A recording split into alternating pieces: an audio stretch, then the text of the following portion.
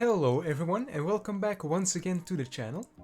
With the release of Microsoft Flight Simulator 40th Anniversary Edition came some pretty interesting additions to our virtual hangars, including gliders, and to make sure everyone can get up to grips with these new aircraft, Asobo also made a separate training section specifically for gliders, and that's exactly what we'll be having a look at in today's video. If you haven't already, be sure to subscribe to the channel so you are always notified whenever I upload new content, especially now that 12 new aircraft have been added to the sim, which makes for a ton of new video ideas. Now without any further ado, let's get right into it. So guys, here we are inside the menu here for the flight training in Microsoft Flight Simulator, and we're gonna go ahead and do the glider training here. So I haven't practiced this beforehand, so you're gonna see my full authentic reaction to this. But yeah, this should be fun. Probably a bit difficult, I think, because gliding is such a different kind of flying, but we'll see how this goes. Anyway, we'll start with the first mission, which should be, I guess, the launch training, because you start from the ground, of course, and then we start to fly with the winch, and then line break, and then we actually train the handling. So yeah, we're gonna start with the aero tow, which is normally on the ground, I would imagine. Yeah, we're gonna take off from the ground, and then the tug is going to get us in the air, and then from there we'll see how it goes. So yeah, let's do this. Yeah, here we are. And for some reason it put us outside. We have paid for a tug up to 3,000 feet and will be flying a predetermined circuit. All When right. you're ready to release, signal the tow aircraft by moving your rudder left and right a few times. That's interesting. Okay, so very nice cockpit here. Let's see if our controls work, which they do. Yeah, no use in the throttles today because gliders don't have any engines. So yeah, very nice digital display here. That's probably our, I guess, vertical speed meter or something. Our airspeed's over there, and all of the other things we probably don't really need for now. So yeah, we'll set up a view real quickly, just so we can easily look around in the cockpit here. So that's going to be our main view. So yeah, it told us to wiggle our rudder here to let the tow know that we want to go, so we'll do that. Wings level until the glider gently rises off the ground. Alright, so I'm going to keep both my hands on the yoke here, since there's no point in having them on the throttle or anything. Keep about 5 feet off the ground until the tug plane takes off so we don't lift its tail. Obviously using rudder here to steer the aircraft on the ground. Wings are nice and level still.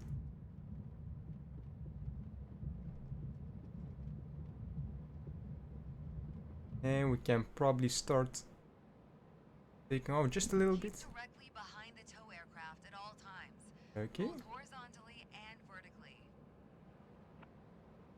Okay, so we want to climb a little bit more here.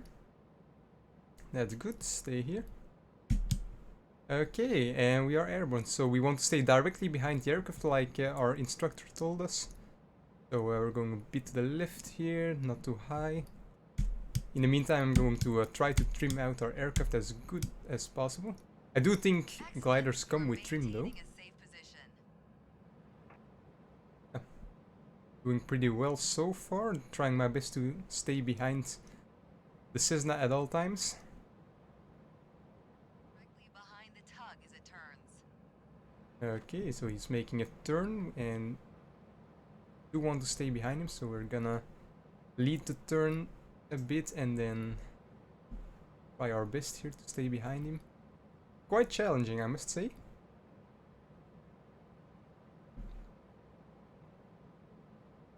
Doing a pretty decent job, I think. Make the turn a little bit tighter here. There we go.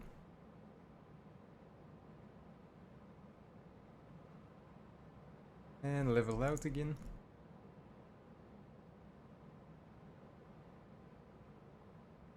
Okay. Here we are again, behind the aircraft.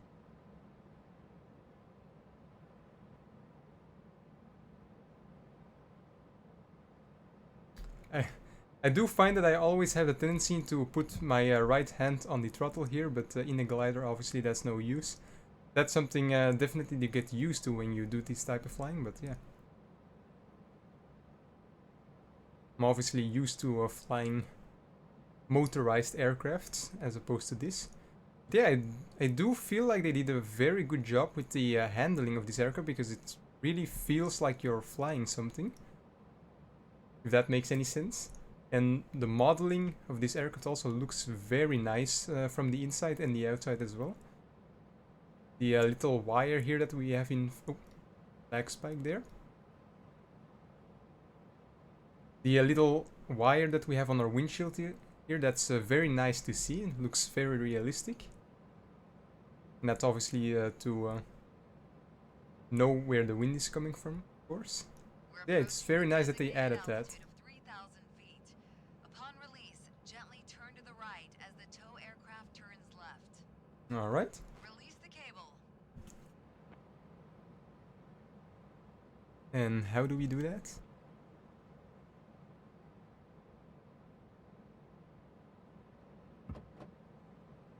Back to the normal view. I don't know where the aircraft went. Excellent. Very well done. That was a bit awkward because it was behind us, but we got an A nonetheless. That last part was a little bit awkward because I didn't know which thing to press, and apparently it was right behind us, but yeah. Today, we're going to practice using a winch to launch the DG-1001 into the air. Compared Interesting. to a tow plane launch, a winch will get us airborne much faster, but with a lower release altitude. Once we give the go signal, the winch will rapidly accelerate us. Be sure to keep the wings level until the glider lifts off. When you are ready to release, signal the winch operator by moving your rudder left and right a few times. Okay, so the same procedure to release us, and this is, I think, like some kind of catapult or something, if I understand it correctly. But yeah, it makes sense that your release altitude would be much lower because there's not an aircraft going up with you. But yeah, we'll signal the winch operator here by wiggling our tail a bit.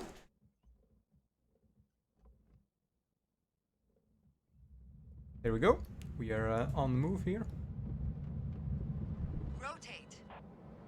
That was quite fast there.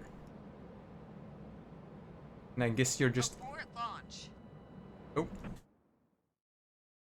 That didn't go as planned. I think I wasn't supposed to climb there. Okay, yeah, so you're only supposed to climb once you've passed the actual winch, so my bad. We'll take that into account this time. There we go. So let's try this again. Rotate. Stay above the runway here, not too low and not too high. Abort launch. Why? I felt that that was better, but okay, we'll try again, I guess. Okay, so I'm kind of confused as to what I'm supposed to do here. I guess we'll might just let the aircraft do its thing, I guess. I don't know. Today, rotate.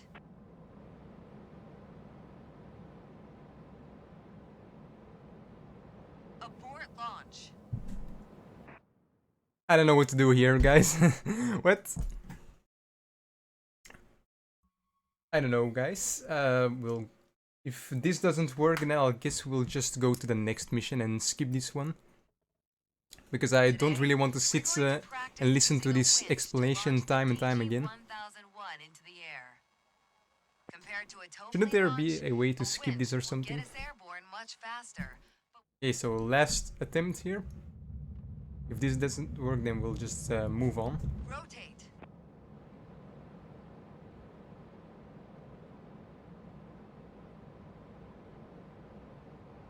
Almost at the top. Level Okay. off, and when you hear a distinct change of sound from the winch, release the cable. The cable has automatically back released. It's a lot to focus on at once. Keep it up, and you'll get the hang of it quickly. So that was a failure as well, I guess?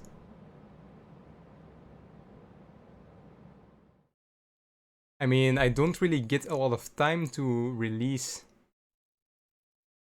the cable, but maybe I should look up if there's a shortcut or something, because, yeah. Let me do that real quickly. Right, we'll go to landing instead. There we go. Hopefully that will keep us active the entire time instead of just leaving us in the middle of the air. Right, here we are. Pretty cool effects in the air here, sorry. And it put us outside the aircraft. Need to reduce altitude without gaining excessive speed. Slipping is a technique to accomplish this. This technique can even allow a pilot to land a sailplane without air brakes, crucial if they break or freeze during flight. To perform a slip, the pilot holds the nose to one side with rudder input while lowering the opposite wing with ailerons. You may use either side for slipping, but it's easier to control if you apply aileron into the crosswind. We have a left side crosswind. Okay. We need to lower the left wing with ailerons while yawing the nose to the right with the rudder.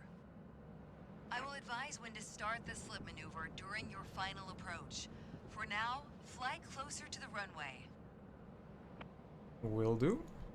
Commence the slip now. Start with right rudder. Right, okay, so the runway is all the way down there, as you can see. Apply left aileron to keep the glider on track. Right, now, in addition to slipping, apply full air brakes. The combination will quickly bring us onto our needed glide path. See how quickly we're approaching the normal glide path?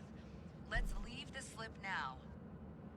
When established, hold the pitch attitude by gently pulling back on the stick. Be aware that the glider will tend to speed up during this maneuver. Use your elevator to maintain approach speed. Okay, so we're basically maintaining a kind of knife edge maneuver, which is something I covered in one of my previous videos, if you want to go check that out. Yeah, we're approaching the runway here. I don't know if we are still supposed to be in this side slip, but I guess so. We'll just stay in it for a little while longer. Until about now, I suppose. Good job. See how simple and efficient the slip is? Let's trim our aircraft out. Rudder and aileron to center position. Keep the air brakes out as required for approach. Okay, so we're a little bit high still. Now continue the approach. We still have left crosswind and need to align with the runway. This is done by the same technique, but with less control input. Use only enough right rudder input to align the glider's nose with the runway.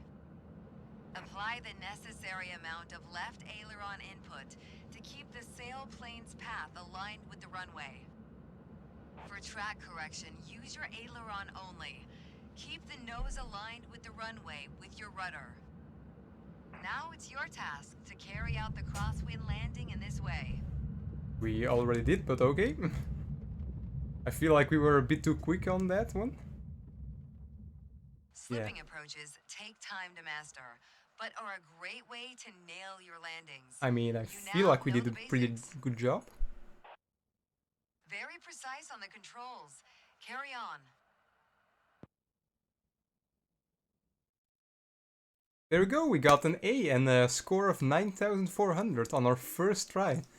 So we couldn't finish the basic handling training, but apparently we are very good at landing already. So yeah, I was kind of just doing my thing. I was pointing the nose to the right while we should have probably pointed to the left, but hey, it's fine. So yeah, we'll go back to training mission, or the training center, sorry. And we'll see what else we can do. So thermal identification. Okay, let's do that. Should be fun. And we'll retract our spoilers once again. For the next thermal or other source of lift to stay aloft. Thermals are small diameter parcels of rising air. Gliders must fly in tight circles to stay within them. Cumulus clouds, which typically resemble cotton balls, are a good indicator of thermals as they often form above them. Thermals suited for lift often require pilots to search under a few cumulus clouds. The variometer is a vital tool for soaring. This Which device is indicates a sailplane's rate of ascent and descent with audible tones. oh, that After one right there. familiarization with the variometer's Probably tone, the same thing as you'll this, be I able think. to know your climb rate without referencing other instruments. A variometer indicates a climb with an interrupted high-pitched tone and descent with a continuous low-pitched tone. As we approach the cloud, listen closely to the variometer and be ready to turn in when its tone indicates lift. There we go. Okay, the variometer is indicating lift. Turn in and begin circling. Roll into a 45-degree bank and complete at least one circle. Okay, 45 degree. I would Gauging a thermal strength think that's typically about requires there. completing at least one full turn within it. Okay, so we should have turned a little bit tighter, it seems. Turning a little bit tighter this time.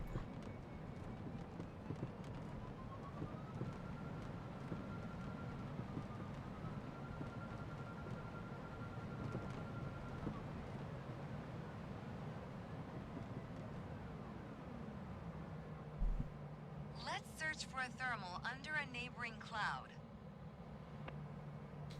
Right. Okay, so making a right turn here. Level out a little bit and just flying straight ahead now. Approximately 100 knots, I think. That's the speed we want to aim for. Now we'll work on keeping your circles tight and smooth. Two important rules to follow are: keep your speed low, between 93 and 102 kilometers per hour. Right, okay, so we need to be a little bit Maintain a slower. constant altitude, keeping a continuous 45-degree bank and the nose of the glider slightly above the horizon.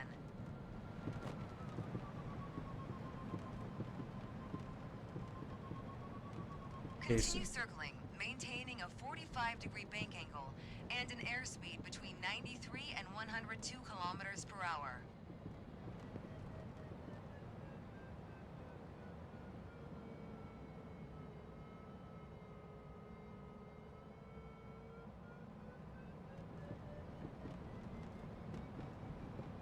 don't really Continue think. circling, maintaining a 45-degree bank angle and an airspeed between 93 and 102 kilometers per hour. Bit all over the place here. We can't seem to get our speed to drop.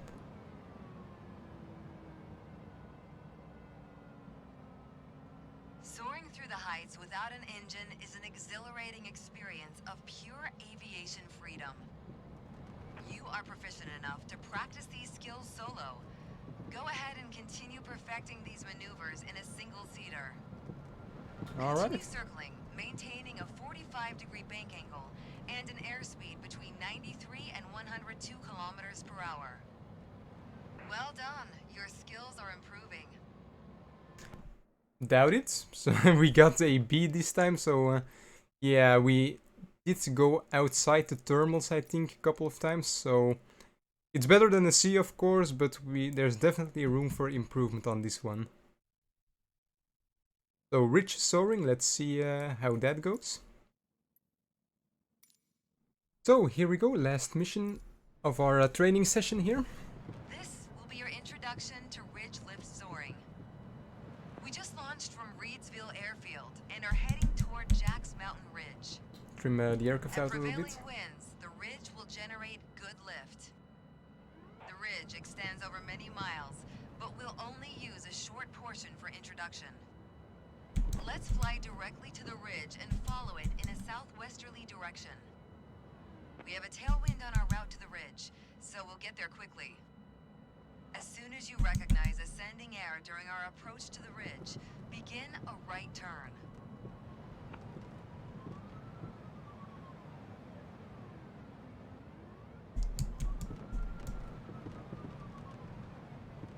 So I guess we want to One of the cardinal rules of start ridge this turn now. soaring is to avoid the ridge's lee side due to downdrafts that often form in that region.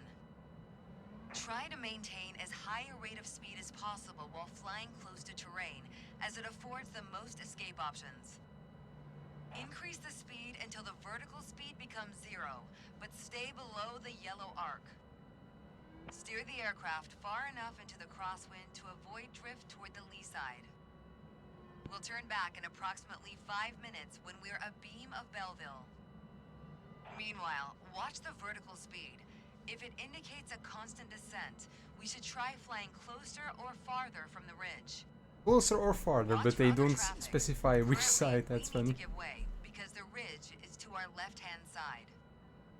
When traffic is approaching, turn right far enough to allow the traffic to pass, then maneuver back to the ridge. Yeah, we're not really gaining any altitude at this moment, except for maybe a few 100 feet per minute or so. So I don't really know if I have to go further to the right or to the left. Be sure, if you guys know more about gliding, do let me know down below in the comments if I'm doing what I can improve or something like that, because I really have no idea what I'm doing with this. I'm just going along as we go.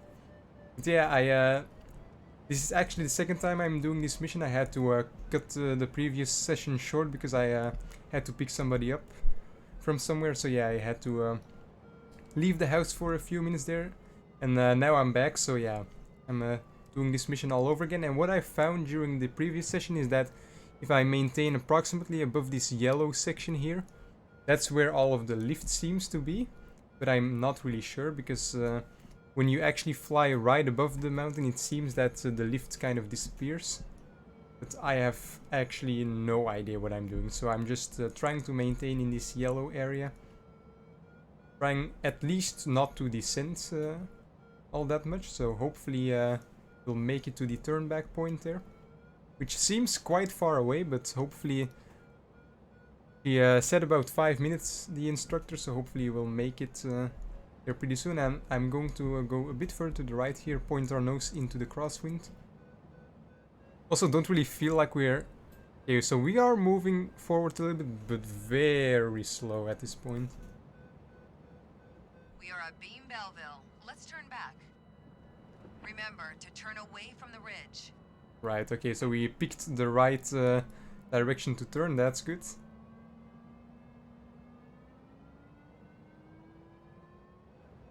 I'm curious to see if we are gonna have to land on this airstrip here.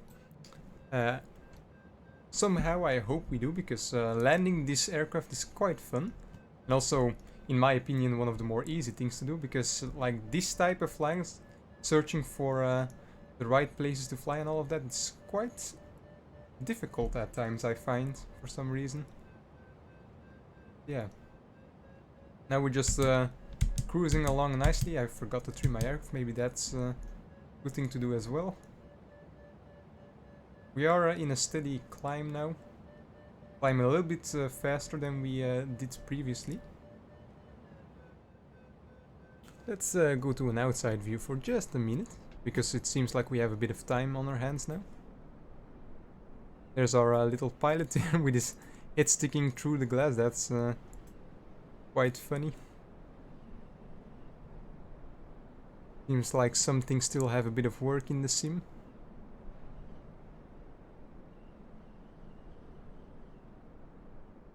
And we're, as you can see, we are drifting a little bit to the right, so let's adjust a little bit.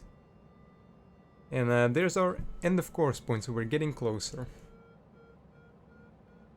I wonder if this is going to be the end of the lesson entirely, or if we are going to get like a choice or something to go back to the airport on our own accord or something like that. That would be fun.